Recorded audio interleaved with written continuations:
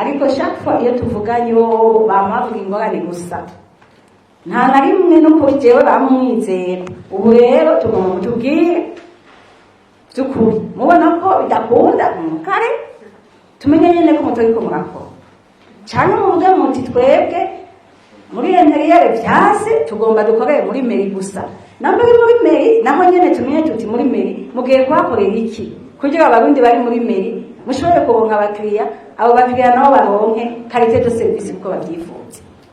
Rero uno munsi dushaka batubwire nta excuse kuko bariyemeje kandi n'ababatwara twaravuganye batubwire icyo bagiye gukora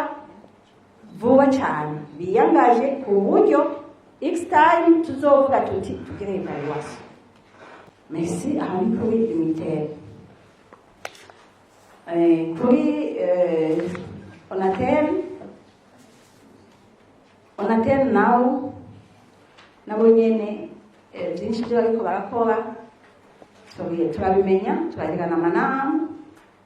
ibyo bariko barakora muri bimwe bimwe turazi neza yuko avec ishirahamwe ririmo la scène n'ibindi biyunze bagira guvuma ariko hari ibiganiro mbere contrat irikwirigwa kugira ngo bashobore kugira vision ya onatel ya onamo na niyo yindi mihora kugira ngo umuhora la scène kugira ngo bice bifatana bagira umuhora ukomeye ushobora kuba competitive no kuyandi operateur bashobora gukorana. Ikindi nzi nuko bariko barakora ku bya internet cyane ariko nawe araza kubona ijambo ko bakora kuri internet kugira ngo izimbuke bariko barakora kandi no kugira ngo ibiciro bya transport bigabanuke biciye mu gisabo twasavye abadutwara avec PBS kubera PBS twagwa hejuru kugira ngo badufashe muri ayo manegociation internet izimbuka ariko tunabaraza ku njambo atwibwirire icyo bariko barakora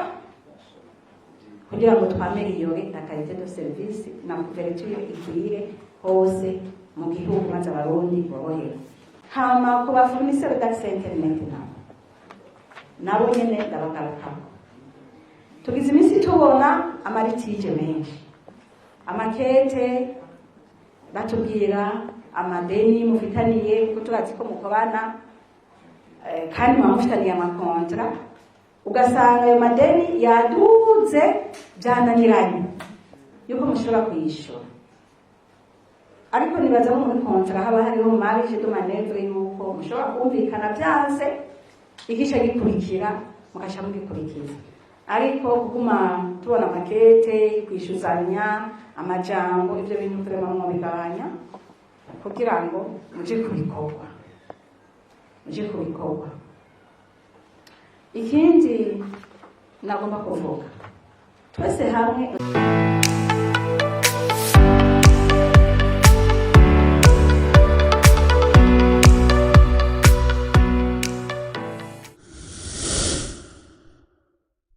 nisha yuko dufite ikibazo cy'aho dushyira amantene. Icyo kibazo cy'amantene twagerageje kandi kuvugana n'abandi operateur notamment twaravuganye na Onamop aho batwemereye yuko dushyira partage des équipements kandi tumaze gusinya amasezerano tumaze yuko tuzogenda twagura ahantu hose hari ibibazo tubonye umuperateur akorera bishoboka yuko tuzohanahana kugira ngo bikunde udafise antene abantu ubundi ayifise tugira tuyikorereko. Mugabo rero icyo kibazo rero tubasabe mwebwe mudukurira yuko mu kwisunga amategeko agenga gufashanya biri hagati y'aboperateur kuko hari igihe usanga twandikira bamwe ugasanga ntibatwishyuye. Ubwo turashima cyane kuba twandikiye Onatel kandi bakatwishyura. Hari abo twandikiye notamment Econet twari bandikiye kugira ngo tugire location y'amakirima yabo ma BTS bishika n'ubu giraheze imyaka nk'ibiri tutaronkisha. Nibaza yuko uba ari umuti uhambaye kugira ngo twese tubetegere neza, kuko